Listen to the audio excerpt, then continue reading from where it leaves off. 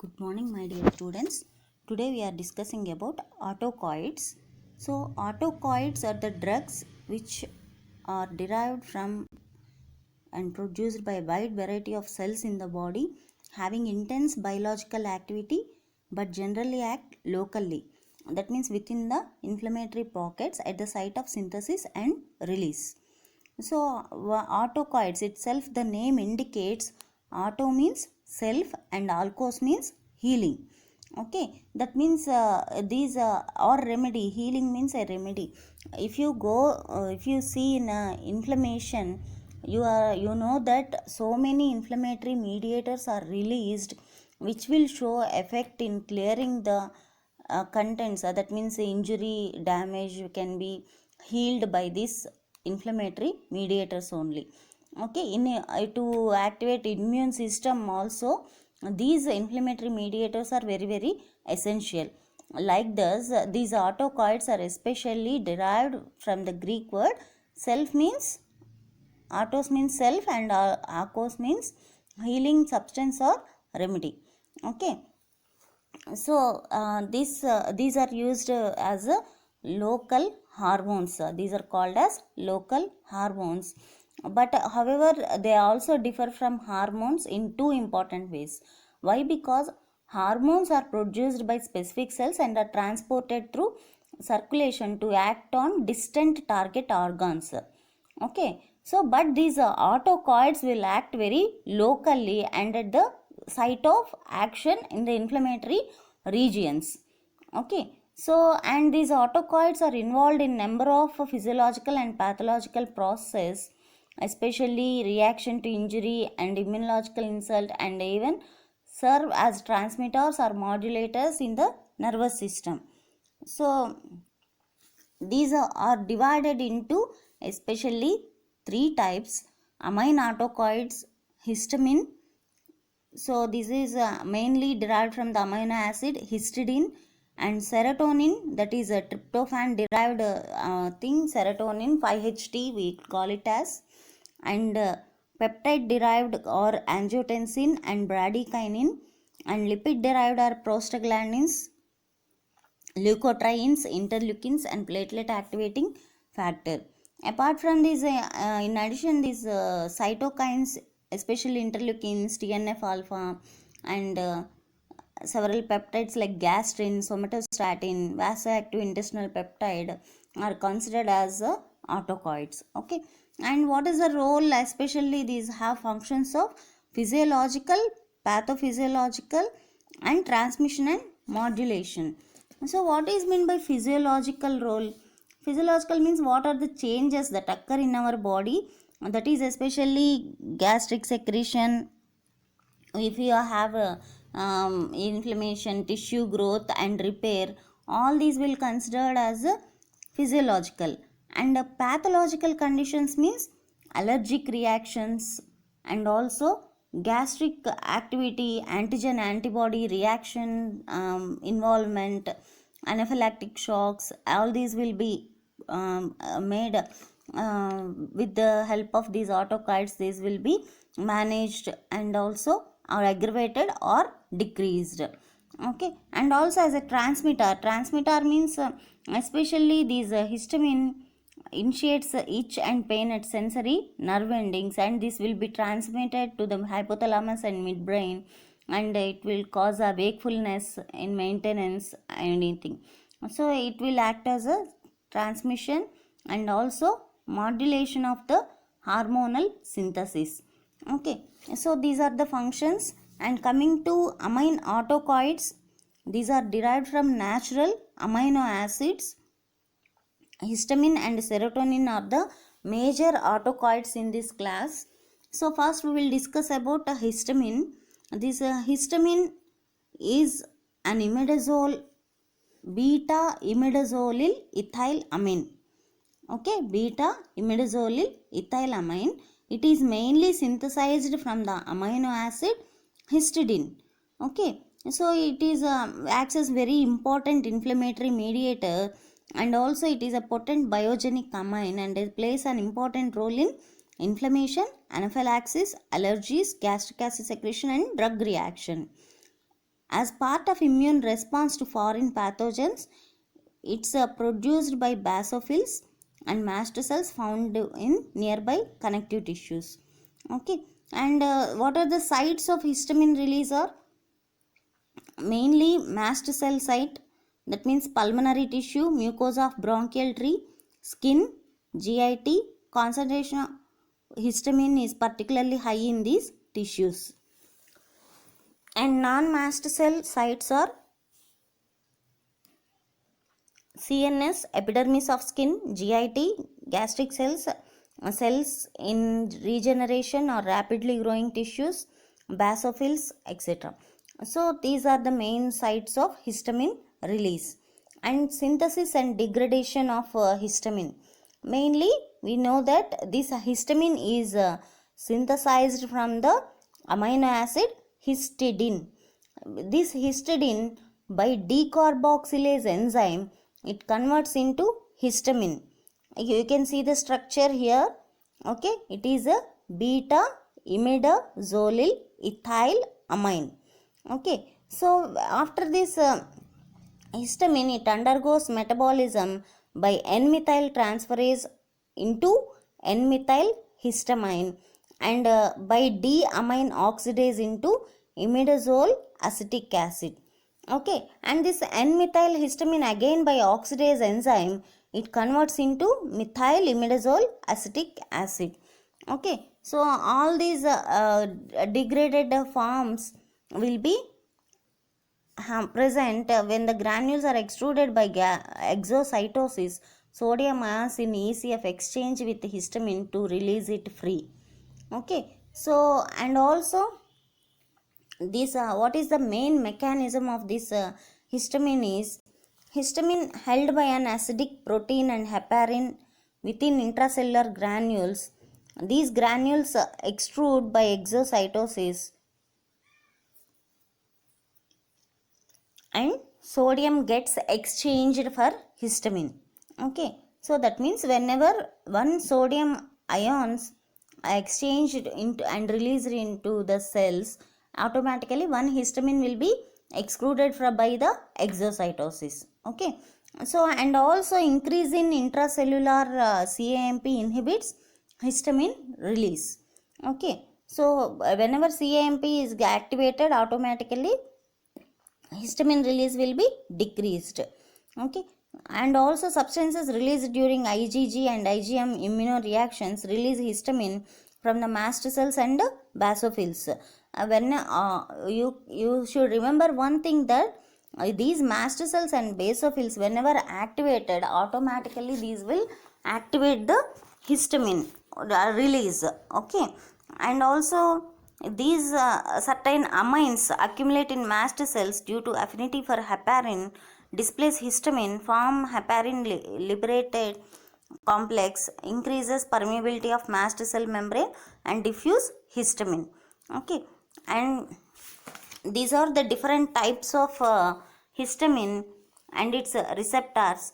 So especially there are histamine receptors are analogous to adrenergic alpha and beta receptors. What is that? Histamine receptors are very analogous to alpha and beta receptors, and these histaminergic receptors were classified by Ash and Schild in 1966 into H1 and H2. After that they were derived by H3 and H4 later. Okay, coming to the mechanism, location, agonist and antagonist of histamine, this is very important. First, H1 receptor, it is a main mechanism. One thing you should remember is all the histamines act by G protein coupled receptors, only secondary messengers will vary. All the histamine types, subtypes will act by G protein coupled receptors, but only secondary messenger pathway will vary. Okay, so what is the thing? First of all, if you see H1 receptor, it is a main GQ type. It acts by IP3 DAG pathway and also releases calcium and PKC, phosphokinase C activation. Okay, so where this is present especially Smooth muscles, GI, T, airway, uterus, contraction, blood vessels, endothelium, smooth muscles, brain, transmitter, adrenal, and release of catecholamines. And what are the agonists for this? 2-methyl histamine and 2-pyridyl ethylamine. What are the antagonists means? Meperamine, chlorpheniramine. These are the especially antagonists. And H2 receptors, these are GS type. GS means stimulatory type. So these mainly these receptors act by increasing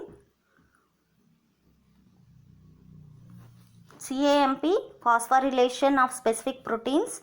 And what is the location means? Gastric acid secretion, blood vessels, smooth muscle, dilation, heart, positive chrono and negative, positive inotropy and positive chronotropic effects will be there.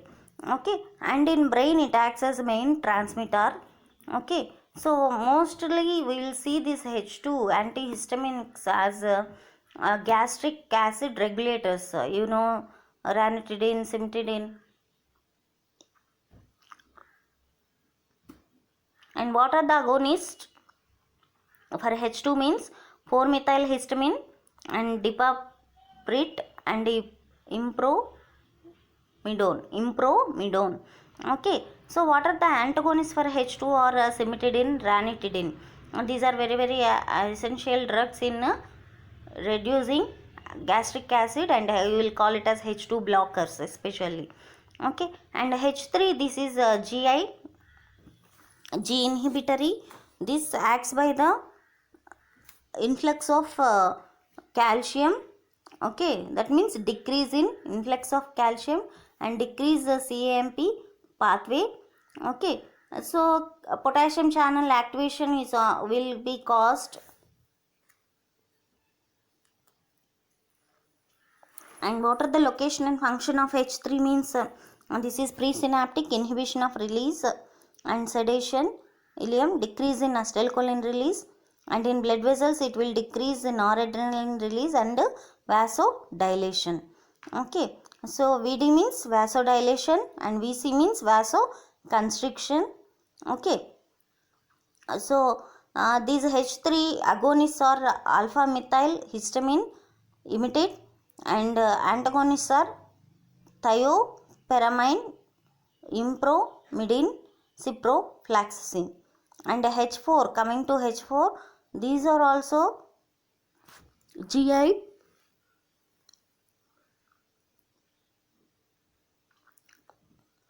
these will decrease in CAMP production and mediate mast cell chemotaxis, and there is no specific agonist for this. And H antagonists are thiopyridine. Okay, only H3 agonists and antagonists are considered for H4 also, but not there is no scientific proof discovered yet. Okay, so these are the different types of histamine which we can go for the classification of receptors H1, H2, H3 and H4. Okay, and what is the main role of this histamine is it causes triple response. Triple response you have studied in inflammation especially. What is triple response? At first this will cause reddening, flare, wheal. Okay, red spot at the site means a flush due to local capillary dilatation. Blood will be moved to the particular at the site of injury. You know that if you pinch with a pencil at a certain area, you will see the three reactions which will cause in our site of pencil insertion. So that is a flare means redness surrounding the flush due to arteriolar dilatation. Redness surrounding the flesh due to arteriolar dilatation, that is called as flame. If you think flame, it will be surrounded by the reddening of the tissue. And wheal, local edema due to escape of fluids from capillaries. Okay, so that means wheal means edema means extra intracellular fluids which are present inside the cells will be extruded out into the intercellular spaces, and this will cause it and this will cause as a indicated as edematous condition. Okay, this is triple response is mainly caused by the histamine response. And what are the pathophysiological roles?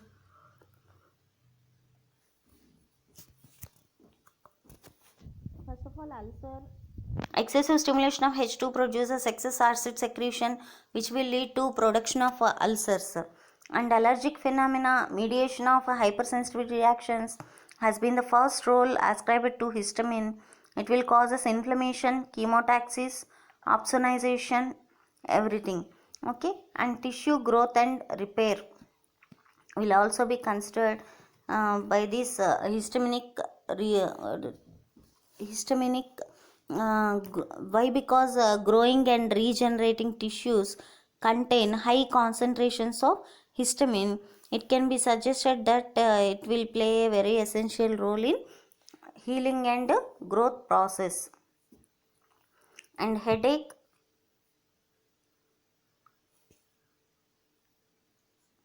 due to sudden vasodilation produce headache, uses no therapeutic value, occasionally used in some diagnostic tests, testing gastric acid secretion, diagnosis of pheochromocytoma, pulmonary function to test for bronchial hyperreactivity.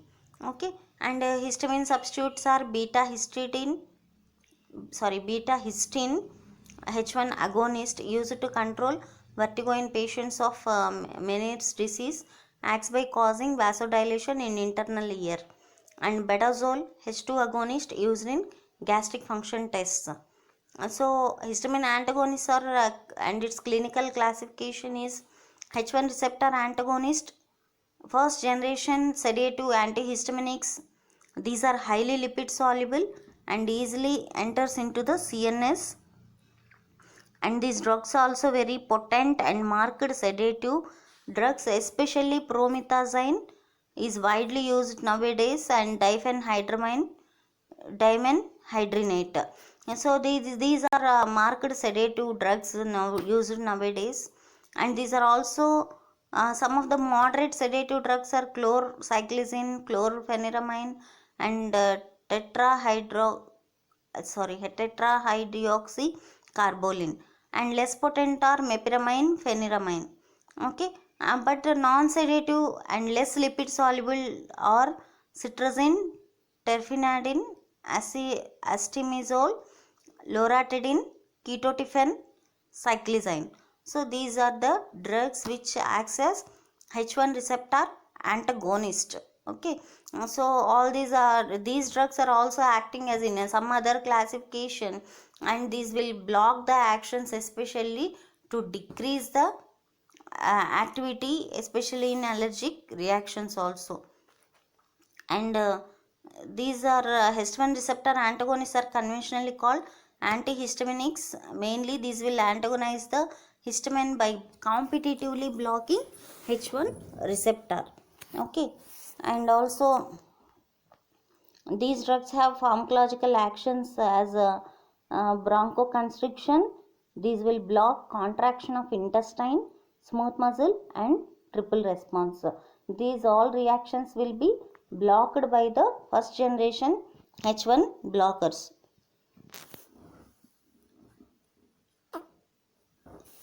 And if you see anti-allergic action, most of the manifestation of type 1 reactions are suppressed, and CNS produce variable degree of CNS depression, sedation, and drowsiness. At toxic doses, excitement and convulsions are seen, as most of these drugs are lipophilic, easily crosses blood-brain barrier and act on CNS. These are the main effects of H1 blockers. Okay, and coming to anticholinergic action, dryness of mouth, blurring of vision, constipation, urinary retention, these are the anticholinergic actions of antihistaminics, especially H1. And at higher doses act as local anesthetics. They block sodium channel in excitable tissues. So if you remember, if anything which blocks the sodium in case of local anesthesia will be acting the main act as local anesthetic by blocking the sodium channel. Okay, And for coming to pharmacokinetics, these are well absorbed orally and can be given parenteral, widely distributed in body, and newer drugs penetrate brain poorly, and metabolized in liver and excreted in urine. Duration of action is most agents is 4 to 6 hours generally. Okay, and coming to second generation H1 blockers, these are higher H1 selectivity, no anticholinergic side effects, do not impair psychomotor performance, absence of CNS depressant property, and also they will cross very poorly blood brain barrier, so CNS effects will be very minimized. Okay, some drugs will act very longer. Why? Because this will inhibit late phase allergic reaction by acting on leukotriene or by antiplatelet activating factor. So these are the drugs which will have route of and duration of action and important features of second generation H1 blockers. Okay, and these all will have therapeutic uses in conditions of allergic diseases, common cold, motion sickness, and pre-anesthetic medication. So we should consider the dosage, and also we should monitor day by day the histaminic usage for these therapeutic purposes, especially antihistaminics. And these are the things which can also be cured. Vertigo means there is a we'll have a very dizziness and throbbing headache, and we will be falling down like that. So these conditions will also be treated with this type of H1 antagonist. And Parkinsonism is also will give promethazine and diphenhydramine are used for the treatment with addition to the main anti-Parkinsonian drugs. And cough, where in syrups we can see chlorpheniramine and diphenhydramine and promethazine. These will suppress mainly cough suppressant site and afford symptomatic relief by sedative and anticholinergic property. Okay, so these are also act as sedative, hypnotic, and anxiolytic with CNS depressant action, and these will induce slowly sleep, especially in children. Okay, so we should not that much preferable for children. Why? Because it will damage liver and kidney. Okay, and coming to adverse effects, these are the common are sedation, drowsiness, lack of concentration, and weakness, lassitude in coordination, etc. And GI side effects are nausea, vomiting, loss of appetite, and epigastric discomfort. And anticholinergic are dry mouth, blurring of vision, constipation, and urinary retention. And this will also have teratogenic effects, so we should not use in pregnant women. And allergic reactions can occur apart from decreasing allergic reactions. These will also cause antigen antibody stimulation. Okay, coming to H2 blockers, these are gastroselective antihistaminics, cimetidine, ranitidine, nizatidine. They reduce gastric secretion and treat peptic ulcer, especially the gastrin cells, which will be main in cells present after enterochromaffin cells in the gastric mucosa. These will be inhibited by these H2 blockers especially. And H3 blockers, they modulate the histaminergic neurotransmission in brain. They have application in obesity, sleep disorders, neuropsychiatric disorders, and cognitive functions. What are the drugs for H3 means thiopyrimidine and clobenpropate. And H4 blockers, clobenpropate and thiopyrimidine, same for as a H3 has a partial action. H4 is not that much active in our body, and also antagonists are also very limited. Okay, coming to serotonin. Serotonin is the another amine autocoid which is synthesized from tryptophan amino acid. Okay, so it is a monoamine neurotransmitter biochemically derived from tryptophan. Structurally, it contains an indole ring, hydroxyl group, and ethylamine attached to the ring. So this is a ethylamine, the top, and OH group is present, and NH group, amine group is also present. Okay, so these approximately 90% of the human's body total serotonin is located in the enterochromaffin cells in the alimentary canal, used to regulate intestinal movements, hence also called as enteramine. What is that? It's called as enteramine.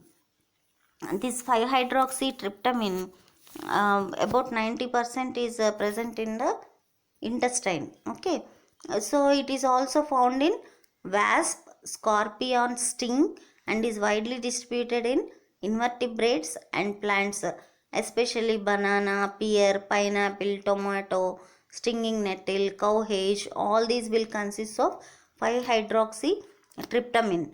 Okay, 5-HT, serotonin, or 5-hydroxytryptamine. These three are same. Okay, and synthesis and degradation. Coming to synthesis and degradation, this tryptophan, in the presence of hydroxylase enzyme, it converts into 5-hydroxytryptophan, and this 5-hydroxytryptophan, in the presence of decarboxylase enzyme, it converts into 5-hydroxytryptamine, 5-HT, 5-hydroxytryptamine. Okay, and in the presence of monoamine oxidase, it will converts into 5-hydroxy indole acetic acid, 5-HIAA, 5-hydroxy indole acetic acid, and in the presence of dehydrogenase, it is converted into 5-hydroxytryptophan, 5-hydroxytryptophan. Okay, so this is the synthesis and metabolism of the 5-hydroxytryptamine. First, it is synthesized from the amino acid tryptophan. It converts into 5-hydroxytryptophan in the presence of hydroxylase. Later on, it converts into 5-HT in the presence of decarboxylase. What is the structure name means? Beta amino ethyl 5-hydroxy indole. So 5-HT means beta amino ethyl 5-hydroxy indole. Okay, so this will be degraded and excreted through kidneys only. Okay, and what is the serotonin receptors and their reactions means? There are around 10 to 15 5-HT receptors, but there are 3 or 4 receptors on which drugs are synthesized. So these are the specific receptors, type of mechanism.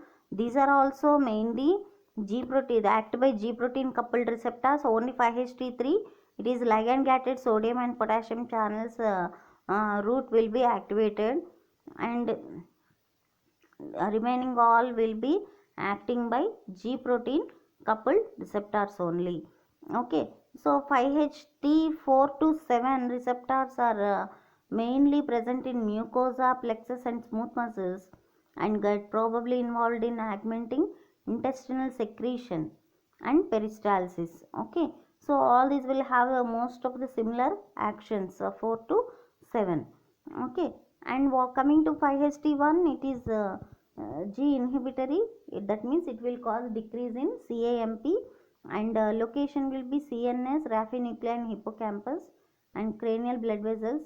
Actions will be decreased 5-HT release, constriction of cranial blood vessels, decreased release of peptides from nerve endings, and agonists or antagonists are buspirone triptans, selective 5-HT agonist, and ergonometrin is a partial antagonist.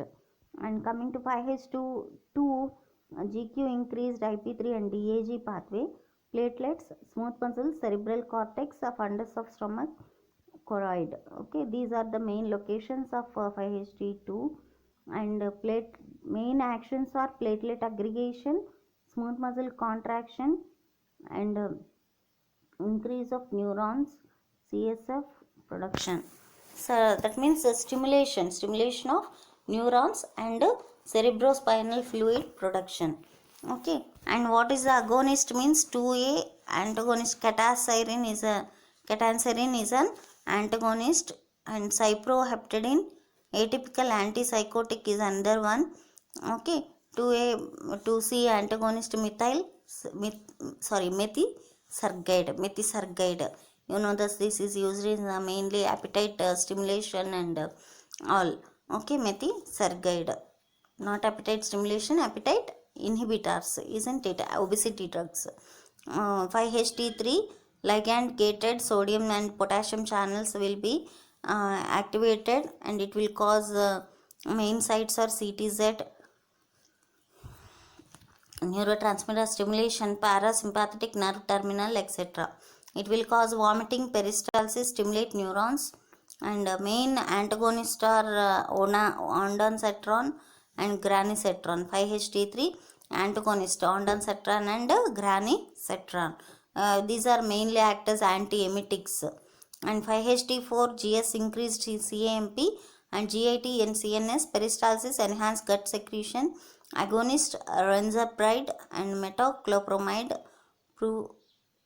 prucalopride. So these are the main drugs act as antagonists for the 5-HT4, and also these will show similar effects on 5-HT5, 6 and 7. Okay, and coming to pharmacological actions, these act by CVS. Triphasic response is seen in um, on IV injection, early sharp fall in blood pressure due to coronary chemoreflex, brief rise in blood pressure, prolonged fall in blood pressure. Okay, so that will be mainly due to arteriolar dilatation and extravasation of fluids. Okay, so but this won't have much physiological regulation of BP. These will show some effect on BP, but there is no particular regulation of BP is seen by these drugs. Okay, and GI tract, it will increase contractions and secretions. On nerve endings and adrenal medulla, it will cause stimulation and release of catecholamines. Okay, and also in respiratory tract, this will cause stimulation of respiration and hyperventilation. That means more in patients of apnea, these drugs will help in more intake of gaseous exchange. Okay, and in platelets, changes in shape of platelets and aggregation will be seen. And CNS injected IV 5-HT does not produce central effects. It will cause mainly that is a very poorly crosses blood brain barrier. So that's why almost CNS effects are very less for these drugs. And also direct injection in the brain produces sleepiness, changes in body temperature, hunger, and a variety of behavioral effects. And pathophysiological roles are, these act as neurotransmitter. These 5-HT especially, it is a confirmed neurotransmitter in the brain, mainly involved in sleep, temperature regulation, thought, cognitive function, behavior, and mood. And it also may result in affective disorders and schizophrenia, vomiting and pain perception. Okay, and precursor of melatonin in pineal gland. That means it will regulate the biological clock and maintain circadian rhythm.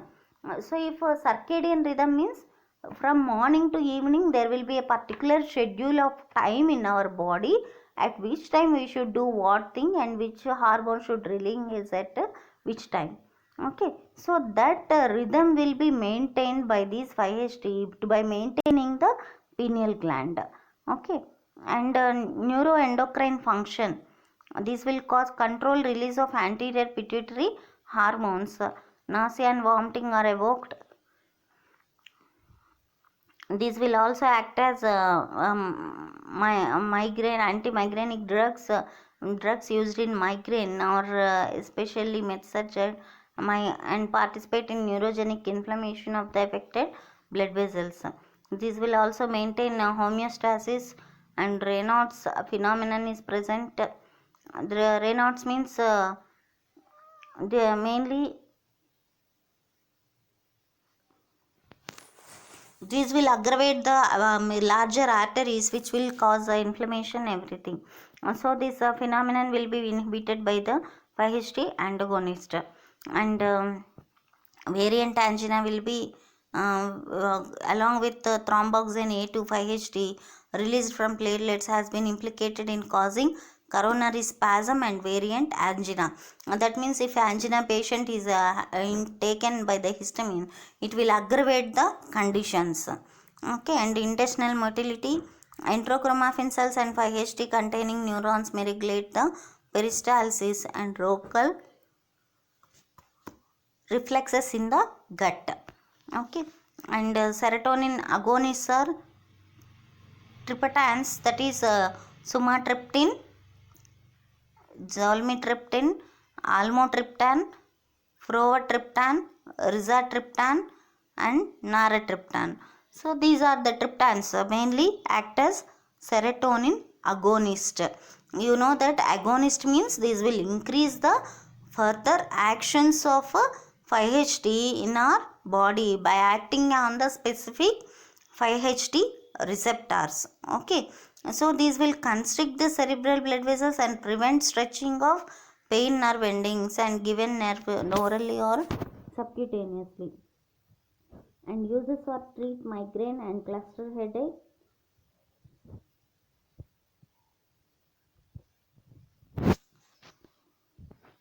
And other agonists are buspirone, cisapride, tegaserode, dexphenfluramine. Okay, so all these drugs are used in the varied conditions. And coming to serotonin antagonist, cyproheptadine, it acts as H1-5H2 blocker.